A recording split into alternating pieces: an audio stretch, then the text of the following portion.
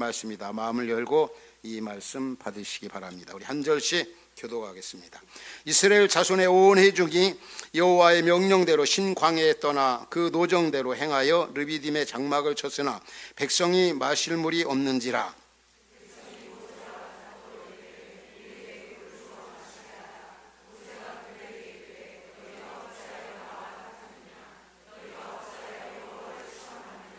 거기서 백성이 목이 말라 물을 찾음에 그들이 모세에 대하여 원망하여 이르되 당신이 어찌하여 우리를 애굽에서 인도에 내어서 우리와 우리 자녀와 우리 가축이 목말라 죽게 하느냐.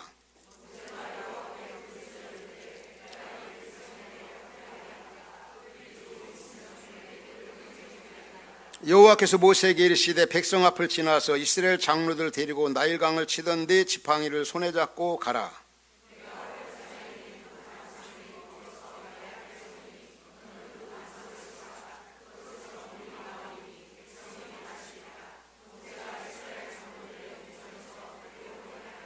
그가 그곳 이름을 마사 또는 무리바라 불렀으니 이는 이스라엘 자손이 다투었으며 또는 그들이 여호와를 시험하여 이르기를 여호와께서 우리 중에 계신가 안 계신가 하였음이더라.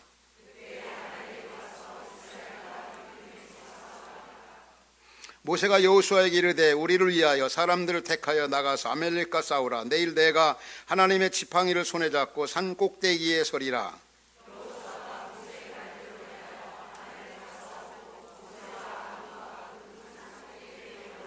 모세가 손을 들면 이스라엘이 이기고 손을 내리면 아말렉이 이기더니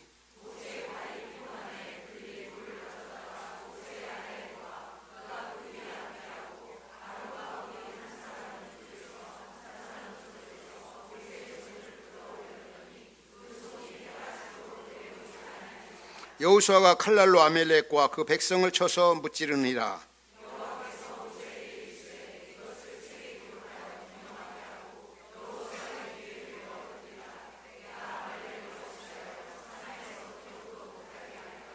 모세가 제단을 쌓고 그 이름을 여호와 니시라 하고 이르되 여호와께서 맹세하여 여호와와 아말렉과 더불어 대대로 싸우리라 하셨다 하였더라. 아멘. 광야 같은 인생길. 참 예로부터 우리 인생을 여러 가지로 비유해서 교훈해주고 있죠. 우리 인생 그 여정이 짧다 할 때는 시편에 보면은 안개 같은 인생이다. 또 그 풀과 같은 인생이다. 극히 우리 인생이 짧다. 이런 것들을 표현하는 거죠. 또 히브리인들은 우리 인생의 길이를 그 시편 90편에 보면은 또 39편 이런 데 보면 한 손 넓이만 하다. 한 뼘 정도 짧은 것을 표현할 때 히브리인들은 손 넓이만 하다 이렇게 표현합니다. 또 우리 인생을 가리켜서 때로는 밤의 한 경정 같다. 이스라엘 백성들은 밤을 넷으로 나눕니다. 한 경에 3시간씩, 그러니까 4경이다, 또 3경이다. 그러면 3시간씩. 그토록 우리 인생이 짧다는 겁니다. 그리고 인생의 어떤 부귀영화가 정말 보잘것없이 그렇게 오래가지 않는다. 그럴 때는 풀의 꽃과 같다. 세상 모든 영광 오래가는 것 같지만 얼마 가지 못한다는 거죠. 또 우리 인간을 이제 고난과 연관해서 비유해서 귀한 교훈을 던져주고 있죠. 우리 인생의 그 여정을 가리켜서 고해와 같다. 이 바다, 이 사진을 2장 이렇게 준비를 했는데 여러분들 바다 보았죠? 바다, 먼 바다, 캄캄한 바다. 또 그다음 그 그림을 보면은 풍랑이는 그 바다. 이 바다를 건널 때 언제 풍랑이 일어날는지, 언제 이 암초의 배가 부딪힐지 모르는 것처럼 우리 인생이 내일 일을 알지 못한다는 거죠. 그렇게 고해와 같이 풍랑이는 바다처럼 어려움이 언제든지 예고 없이 올 수 있다는 거죠.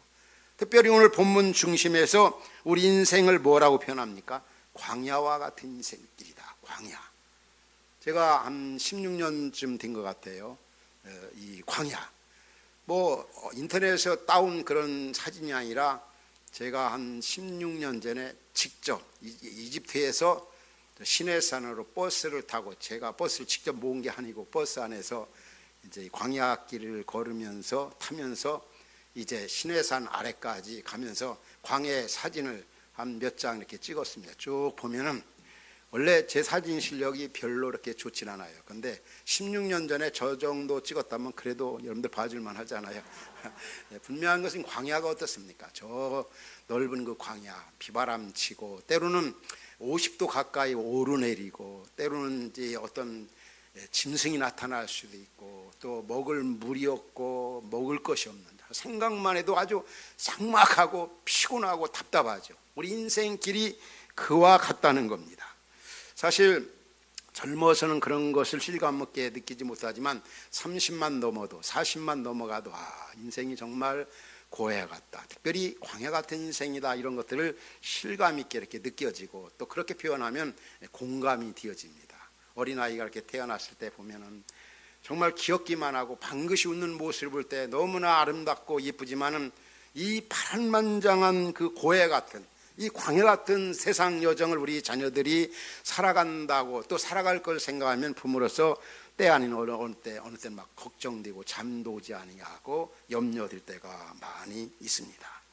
제가 3년 전에 그 칼레 동역자들과 함께 북유럽 종교 그 개혁지를 탐방하면서 그 노르웨이 오슬로, 이제 수도죠, 오슬로에 있는 그 비겔란 그 국립공원을 이제 방문을 했습니다. 사진에서 이렇게 보는 것처럼 저 사진 역시도 제가 직접 찍은 겁니다. 잘 찍고 못 찍고를 떠나서 현장에서 이 국립공원 하면 조각공원으로 아주 세계적인 공원이고, 이 비겔란이라고 하는 사람이 이제 한 40년 걸쳐서 만 평의 땅에 수천억을 들여가지고 그 조각의 기둥이 딱 중앙에 있지 않습니까? 저 높이가 한 17m, 20m 가까이 되는데 121명이 이렇게 엉켜 있는 걸 볼 수 있습니다. 부모와 자녀와 어린 아이들, 그리고 저 한결같이 저 조각 기둥이 하늘을 향해 있는 것을 볼 수가 있습니다. 그 다음 그림에서 이렇게 보는 것처럼 이제 사람들이 얽혀 있잖아요,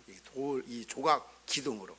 그리고 그 다음에 그 그림을 보면은 그 인생의 그 눈물, 그 아픔, 그 고뇌를 이렇게 조각으로 표현한 것을 볼 수가 있습니다. 우리 인생 그 여자 한평생 살아갈 때 참 눈물 많고 외롭고 고독하고 정말 희로애락을 겪으면서 살지만은 인생 사는 자체가 광야하고 힘들고 어렵다는 거죠. 그 아래에 보면은 어두워서 이렇게 보이지 않지만 우리 사람의 이 그 벽에 보면 탄생부터 죽음에 이르기까지. 저는 이제 동역자들과 함께 이 조각공원을 보면서 또 보고 나서 느낀 점이 참 우리 인생이 정말 허무하다, 이런 걸 많이 느껴지더라고요. 왔다가 가는구나, 희로애락을 겪으면서 특별히 고생 많이 하다가 가는 게 우리 인간이구나. 그렇지만은 우리가 예수 그리스도를 만나서 영원한 것에 가치를 두고 우리는 사는 이유와 목적을 발견했으니 얼마나 감사한가. 우리 전도서 3장 그런 말씀 나오죠. 하나님께서 우리 인간에게 영원을 사모하는 마음을 선물로 주셨다는 것입니다. 영원을 사모하는 이 종교성을 주신 이유는 영원히 살 수 있는 길이 있기 때문에 하나님께서 하나님의 형상대로 만든 우리에게 영원을 사모하는 마음을 주셨던 겁니다. 그러나 이 땅에 있는 많은 사람들이 하나님이 주신 이 종교의 선물을 허망한 데 굴복하고 우상을 섬기고 번지수가 잘못돼 가지고 다른 데 굴복하는 것입니다. 이 얼마나 안타까운 일입니까?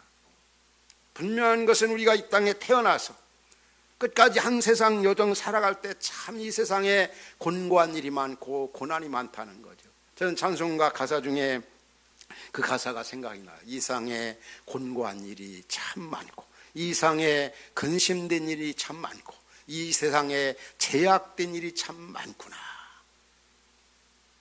우리 가족들도 보면 한 주간 또 지금까지 살아온 여정을 보면은 얼마나 참 어떤 소극적인 측면에 보면 고달픈 인생이다, 괴로운 인생길이다. 저는 이 치료를 하면서 이 치료하는 분들 대부분이 참 아프잖아요, 고통스럽잖아요. 그러면 그때 저절로 나오는 그 찬양 가사가 있어요. 괴로운 인생길 가는 몸이 편안히 쉴 곳 아주 없네. 근심과 걱정 어디는 없으리 돌아갈 내 고향 하늘나라. 이 우리 인생 삶의 여정에서 그냥 평탄한 것만이 아니지 않습니까? 창세기 47장에 보면은 그 야곱이 아들 덕분에 요셉이 이제 애굽 총리가 되면서 바로 앞에 서게 됩니다. 근데 바로가 이 야곱에게 물어보죠. 내 나이가 몇 살이냐? 그러니까 야곱이 뭐라고 대답합니까? 내 나이가 130세인데 진짜 뭐라고요?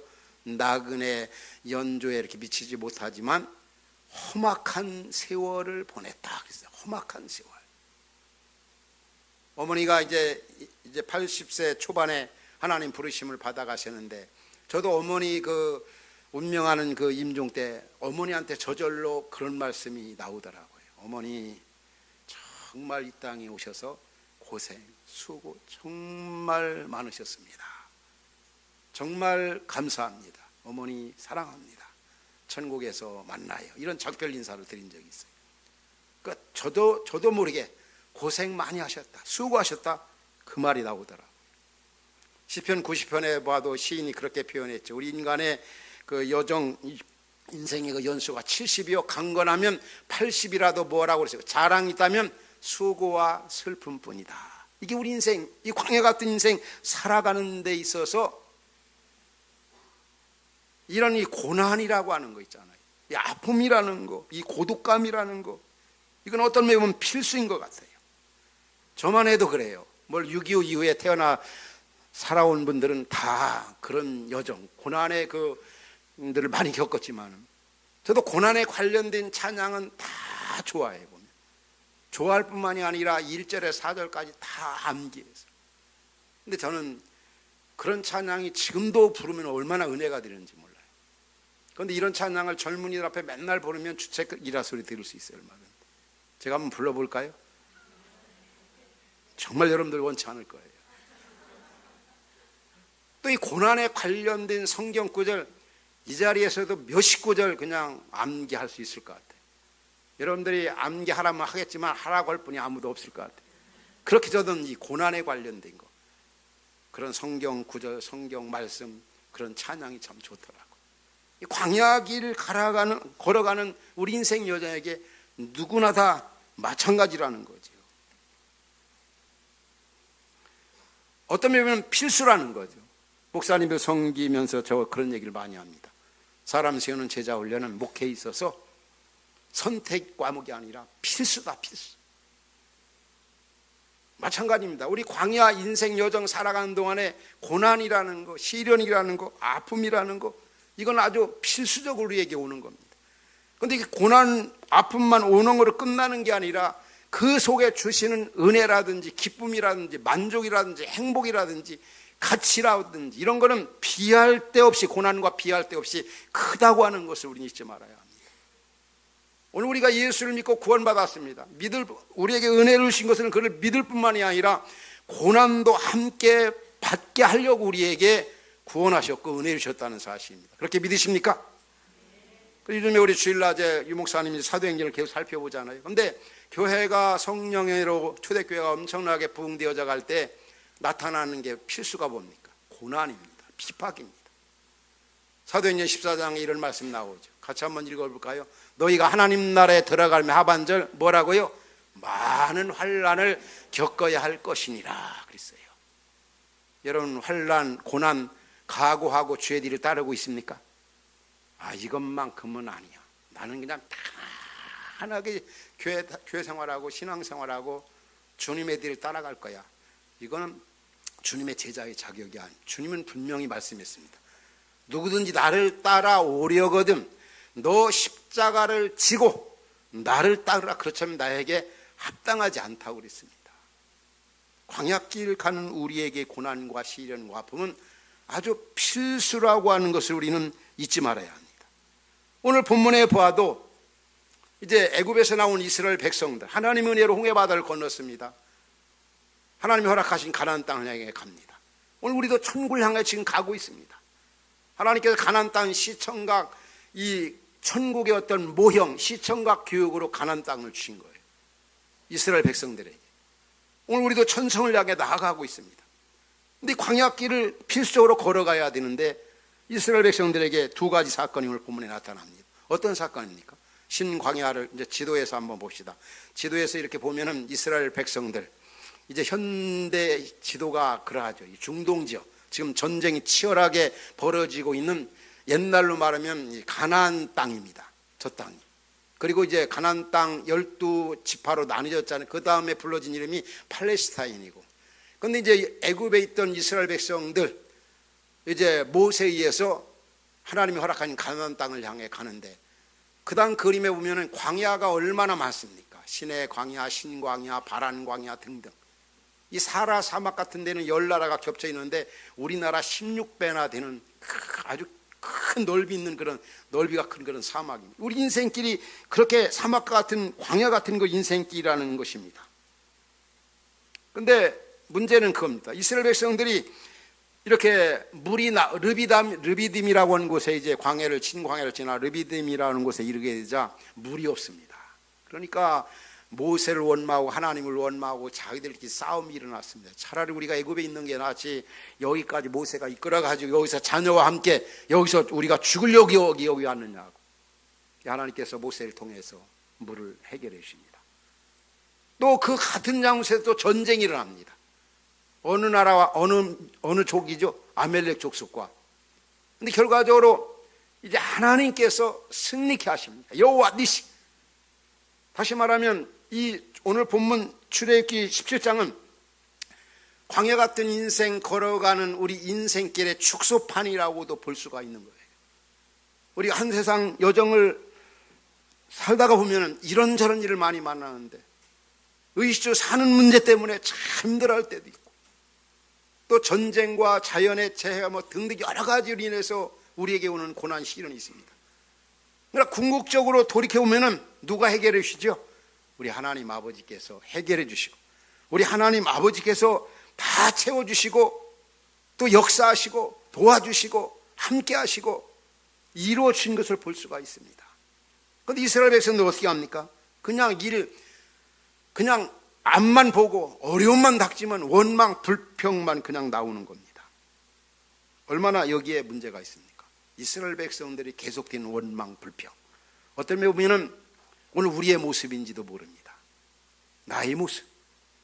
지나온 날 삶의 여정을 이렇게 돌이켜보면 그 어느 것 하나 하나님의 은혜 아닌 게 없습니다. 참 그렇게 힘들었던 때, 그렇게 어려웠던 때 하나님께서 감당케 하셨고 승리케 하셨고 우리의 필요한 것들을 채워주셨고, 그러니까 다시 말하면 이스라엘 백성들이 왜 그렇게 원망 불평, 왜 이런 태도로 하나님 앞에 갔느냐? 먼저 하나님의 능력이나 은혜를 믿지 않았기 때문에. 또 한 가지가 있다면 과거로부터 오늘의 일까지 주신 은혜를 그들이 망각했기 때문에 그래요.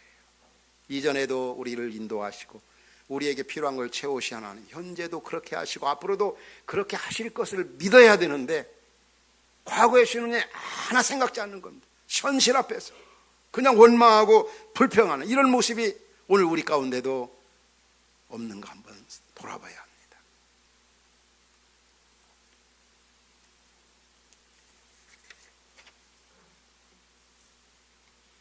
이 광야가 주는 의미가 뭡니까? 하나님의 도움 없이는 정말 살 수 없는 것이 바로 광야입니다. 광야 생활 중에 하나님께서 우리 힘을 다 빼버립니다. 우리 자신을 다 죽게 만듭니다. 우리를 훈련합니다. 그래서 하나님을 인정하게 하고 하나님을 만나게 하고, 그래서 이 광야는 또 다른 면에 보면은 하나님의 임재가 가득한 곳이 바로 이 광야라는 걸 잊지 말아야 합니다. 하나님이 우리 인간 여정을 보면은 두 가지 때를 주십니다. 우리 전도서 7장에 나오죠. 우리 인생 여정에서 두 가지 때. 첫 번째는 형통할 때 주시고 두 번째는 기뻐할 때 주십니다. 그 형통할 때는 뭐라고 그랬습니까? 하나님 앞에 감사하고 기뻐하고, 또 곤고할 때는 너 자신을 한번 돌아보라. 이게 바로 지혜자 전도서 말씀입니다. 하나님이 고난의 때, 힘든 때 주시는 은혜를 잊어버리지 말아야 합니다. 시편 84편에 그런 말씀 나오죠. 우리에게 많은 샘이 있게 하고 이른 비에 은택을 주신다는 거예요. 그냥 우리로 하여금 계속 고생, 고통, 아픔, 힘들게만 하나님이 그냥 내버려 두시는 것이 아니라 그것 지나고 나면은 많은 샘, 이른 비에 은택, 그 주시는 은혜, 평강, 그 기쁨. 제가 자주 여러분들에게 소개하는 야고보서 1장 9절에 그런 말씀 나오잖아요. 한번 같이 한번 읽어볼까요? 자, 시작. 낮은 형제는 자기의 높음을 자랑하. 이게 무슨 얘기입니까? 낮은 형제, 가난한 사람, 병든 사람, 참 어려운 사람, 고난 가운데 있는 사람, 자기의 높음을 자랑하는 말은 가난하기 때문에, 몸에 병들었기 때문에, 또 힘들기 때문에 하나님이 주시는 높음을 자랑하면 은혜가 크다는 거예요. 부자에게 없는 은혜, 가난한 사람에게 하나님 주시는 게 있습니다. 몸이 약한 사람, 건강한 사람이 누릴 수 없는, 경험할 수 없는 그런 은혜, 복을 주신다는 거예요. 그래서 우리의 지나온 삶의 발자취를 돌아오면은 하나님 앞에 감사하다는 말 외에는 하나님 앞에 드릴 말씀이 없는 것 같습니다. 여러분 그렇게 믿습니까? 한번 여러분의 지나온 삶의 발자취를 돌아보십시오. 무슨 우리가 하나님 앞에 이스라엘 백성 원망 불평 어디 있겠습니까? 감사하다고 할 말에는 아무것도 없습니다. 우리가 비록 광야 같은 세상 때문에 힘들고 어렵고 답답하고 끝이 보이지 않는 그런 현실 속에서도 하나님이 얼마나 우리를 사랑하시는지. 그럼 왜 하나님 우리를 광야 같은 그런 길로, 지름길로 인도하지 않고 평탄한 길로 인도하지 않고 왜 이 광야 길로 인도하시는가? 거기 주신 은혜가 굉장히 큰데 바로 신명기에 나타납니다. 신명기 8장에 보면 이런 말씀, 8장 2절에 보면 하나님이 왜 이스라엘 백성 또 혹은 오늘날 우리에게 광야에 서게 하고 광야길을 가게 하고 광야를 허락하시는가? 40년 동안 그들이 광야길을 가게 하신 이유는 그들을 낮추시며 또 그들이 진짜 하나님을 사랑하는가 순종하는가를 알아보게 하기 위해서. 이런 신명기 8장 2절 3절 말씀이 제자훈련을 받은 분들, 저 내용이 제자훈련 몇 페이지에 나오는 거 아세요? 제가 이거 아는 분 있으면 진짜 제가 상을 드릴 수도 있어요. 연단이라고 하는, 하나님께서 왜 고난을 주시는가? 제3권 8과 90페이지에 나와요. 제자훈련 받은 분들 좀 끝난 분들 가서 보세요. 왜 하나님이 우리에게 고난과 연단, 아픔을 주시는가? 우리를 연단, 훈련해가지고 진짜 주님 닮은 삶을 살아가도록 하나님의 자녀답게 살게 하려고 겸손하게 그냥 도끼를 다 빼가지고 아주 순하고 유순하고 아주 예수님 닮은 온유한 그런 사람으로 만들어서 하나님 나라 백성 삼으시려고 우리에게 시련과 연단과 아픔과 고난을 주신다는 거. 그래서 또 그 속에 주신 은혜가 비할 데 없이 큰 거예요. 그래서 이 고난, 시련, 아픔을 많이 당한 분들은요, 인생에 대해서, 신앙에 대해서, 어떤 삶에 대해서 이 대화를 나눠보면요 정말 대단해요. 얼마 전에 30대 채 되지 않는 어느 자매하고 잠시 이렇게 만나서 교제를 했어요. 신앙 상담도. 제가 깜짝 놀랐어요. 30도 아직 안 된 자매가 신앙에 대해서 참 깊다. 인생 어떤 가치나 어떤 목표에 대해서도 얼마나 참 심오한지. 그리고 또 뭐 여러 가지 어떤 신앙관, 교회관 알고 보니까 그럴 만한 이유가 있더라고. 진짜 젊은 날부터 많은 고난과 시련 속에서 이렇게 믿음을 세워하고 공부를 하고 신앙생활을 해온 거예요. 우리 김영원 목사님도 어느 때 보면은 아직 50도 안 되고 40도 안 되고 30대인데 어느 때 얘기하는 거 보면 한 60대는 된 것 같아요. 왜 이렇게 많이 아는지. 60대나 50대 경험할 수 있는, 경험에서 얻은 얘기들 할 수 있는 건데 얼마나 그런 부분을 잘 아는지. 왜 그럴까? 목사님의 아들로 이렇게 신학을 공부하고 또 어려운 가운데 이렇게 또 결혼을 하고 그러면서 막 고생을 참 많이 해본 거지. 그러니까 이 얘기하면 통하고. 저는 개인적으로는 목회자 될 분들은요 좀 고생을 좀 많이 해본 분들이 목회자가 돼야 된다 이런 생각을 해요. 왜? 고생을 좀 해봐야 성도들의 어려운 형편이나 처지나 상황을 잘 이해하고 받아주고 함께 해주고,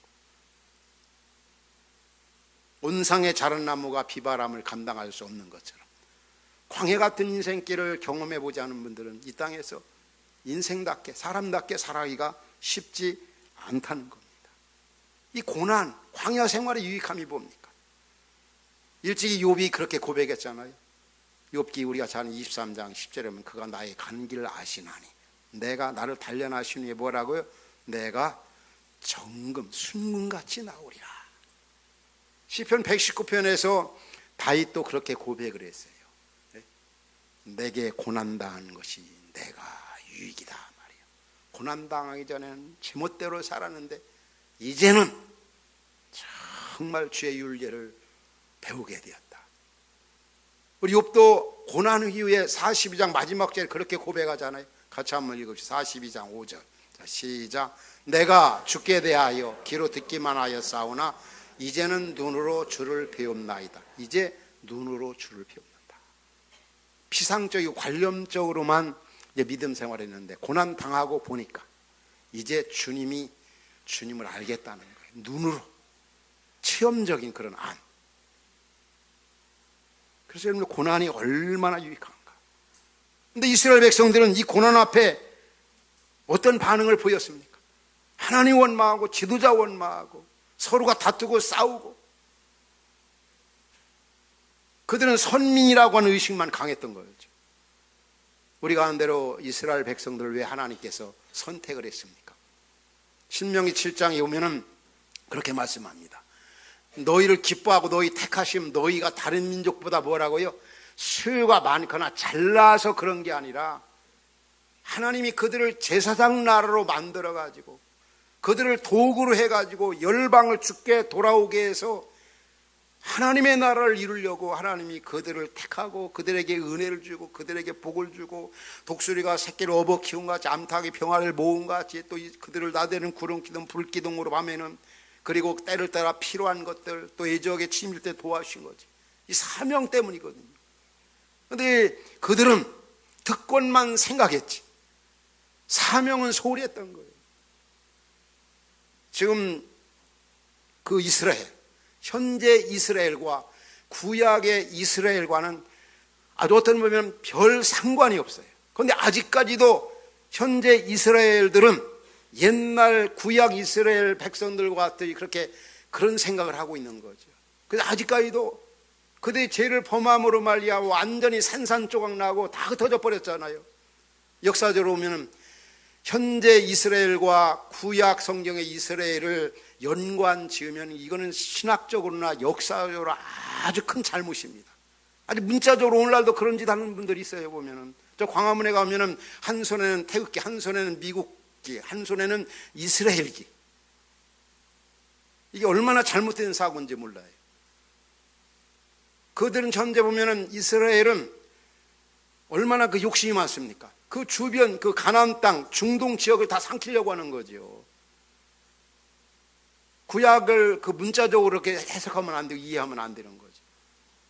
그들을 보면은 하나님 앞에 사명 감당하지 않아서 역사적으로 보면은 남방 유다, 북방 이스라엘이 어떻게 되냐? 북방 이스라엘은 아수르로 포로 잡혀가고 남방 유다는 이제 바벨론으로 포로 잡혀가지고 그러다가 돌아와서 또 그들이 계속 범죄함으로 어디에 맡기면 페르시아, 메데파사 이렇게 또 망하게 되어지고 그러다가 또 그리스에게 망하게 되어지고 그러다가 로마에 망하게 되어지고 어떤 면에 보면은 구약의 이스라엘과 현재 이스라엘은 어떤 면에 아무 상관이 없어요. 성경적으로 보면 다 망가진 나라, 없어진 나라고 사명 감당하지 않은 나라.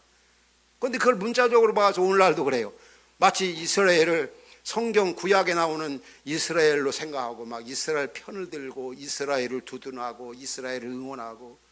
그런데 그들은 잘못된 어떤 선민의식이 아직까지도 사로잡혀 있어가지고 이 중동 지역을 다 점령해 버려야 된다. 마치 구약적인 그런 사고방식을 가지고 있다는 거예요. 진짜 이스라엘은 오늘날 예수 그리스도를 믿는 온 열방에 퍼져 있는 그리스도인들이 영적 이스라엘인 겁니다. 흩어진 우리 화평 가족들이 영적 이스라엘입니다. 이 이스라엘은 뭡니까? 구원받은 선민으로서 사명 감당하는 게 중요한 겁니다. 정말 우리는 옛날 이스라엘처럼 되면 안 되는 거죠.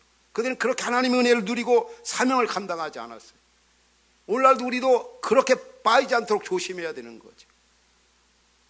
그래서 우리가 지금 중동 전쟁이 심각한 그런 상황을 보고 있으면서 어느 편을 든다 그게 아니에요. 성경적으로 보면은 이스라엘이나 이란이나 미국이나 중국이나 북한이나 또 일본이나 다 똑같은 그런 관점에서 우리 그리스도인들이 가져야 돼요. 왜냐? 우리 주님은 다 이 땅에 있는 모든 열방, 하늘에 있는 것이나 땅에 있는 것이나 다 그리스도 안에서 통일되게 하려고, 하나가 되게 하시려고 우리를 구원하셨거든요. 그래서 우리 교회가 화평교회입니다. 흩어진 화평교회. 피스메이커로 이 땅에 주신 사명. 이스라엘은 제사장 사명을 저버렸어요. 제사장 나라가 될 수가 그런 역할을 하지 못했던 건, 이건 제 말이 아니라 성경으로 그렇게 성경에서 볼 수 있잖아요. 분명히 옛날 이스라엘 백성들에게 출애굽기 19장에 이건 뭐라고 말씀했습니까? 이스라엘 백성들에게 출애굽기 19장 5절 6절에 보면 이런 말씀이 나와요.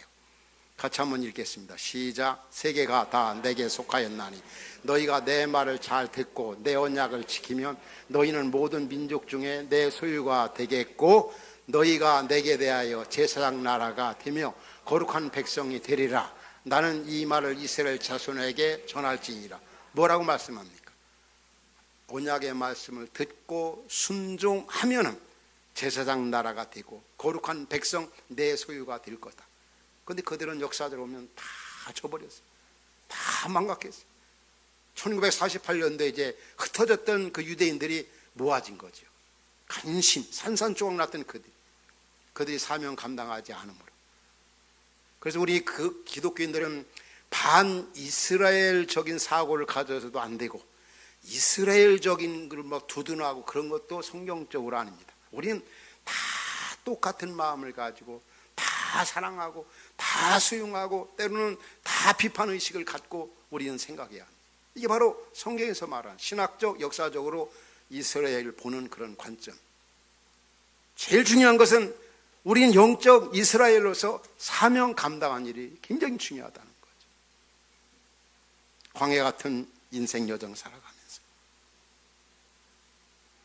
저는 광야를 지나며 참 이 노래 가사를 보면서 참 감동이 되었습니다. 그래서 제가 노래를 잘 부르면은 부르고 싶지만, 그래서 이제 우리 설교 끝나고 나서 이 광야를 지나며 잘 부르는 유성룡 목사님한테 인도하게 하려고 그래요. 그 가사 내용이 얼마나 좋은지 몰라요. 왜 나를 한번 화면에 띄워주시기 바랍니다. 왜 나를 깊은 어둠 속에 홀로 두시는지, 어두운 밤은 왜 그리 길었는지, 나를 고독하게 나를 나다지게 세상 어디도 기댈 곳이 없게 하셨네. 광야에 서 있네. 주님만 내 도움이 되시고 주님만 내 빛이 되시는, 주님만 내 친구가 되시는 광야. 주님 손 놓고는 단 하루도 살 수 없는 곳 광야에 서 있네. 주께서 나를 사용하시려, 나를 더 정결케 하시려 나를 택하여 보내신 그곳 광야. 성령이 내 영을 다시 태어나게 하는 곳 광야에 서 있네. 내 자아가 산산이 깨지고 높아지려 했던 내 꿈도 주님 앞에 내려놓고 오직 주님 뜻만 이루어지기를, 나를 통해 주님만 드러나시기를 광야를 지나며. 참 이 가사 하나하나가 얼마나 우리에게 와닿는지. 광야 같은 세상, 광야에 우리를 두시는 그 이유와 목적이 있어요. 광야 생활은 얼마나 우리를 유익하게 하는지. 실로암 노래에도 그 가사 보면 참 저는 굉장히 감동이 돼요. 부르면서도 얼마나 때로는 눈물이 많이 나오는지. 어두운 밤, 캄캄한 밤에 새벽을 찾아 떠난다. 종이 울리고 닭이 울어도 오직 내 눈에는 오직 밤이었어. 우리는 광야 같은 세상을 지금 살아가고 있습니다. 광야 같은 곳에 우리를 하나님이 보내신 이유가 있습니다. 우리 한번 그런 인사 좀 하고 말씀을 좀 정리하고 싶어요. 우리 사랑하는 성도들에게, 옆에 있는 식구들에게 한번 그런 인사합시다. 광야 같은 인생 사느라, 살아오시느라 고생 많으셨습니다. 한번 같이 할까요? 시작. 광야 같은 인생 사느라, 살아오시느라 고생 많으셨습니다. 그렇게 인사하셨어요? 얼마나 사느라 여러분들 고생 많으셨습니까? 살아오느라 진짜 고생 많으신 겁니다. 그 앞으로도 광야 같은 인생 어떻게 살까? 첫 번째는 무엇보다도 하나님을 전적으로 의지하고 믿음으로 살아가는 겁니다. 하나님 의지하지 않고 살 수 없는 곳이 바로 광야. 두 번째는 바로 하나님이신 약속의 말씀을 붙잡고 순종하며 살아가는 거예요. 세 번째는 하나님이 주신 비전 가지고 사명 감당하며 살아가는 겁니다. 한번 말씀을 정리해 볼까요? 첫 번째 뭐라고요? 한번 화면에 말씀 띄워주시기 바랍니다. 하나님만 전적으로 의지하며 믿음으로 살기. 두 번째는 약속의 말씀 붙잡고 순종하며 살기. 세 번째, 하나님 주신 비전 가지고 사명 감당하며 살기. 이렇게 살아갈 때 광야 같은 세상 속에서도 하나님의 임재로 가득한 삶을 살 수가 있고, 또 하나님 나라를 현재의 삶 속에서 경험하면서 더 나은 본향 사모하면서 신나게 살아갈 수가 있는 겁니다. 이러한 은혜가 말씀 듣는 성도 여러분 모두에게 있기를 주의 이름으로 축원합니다.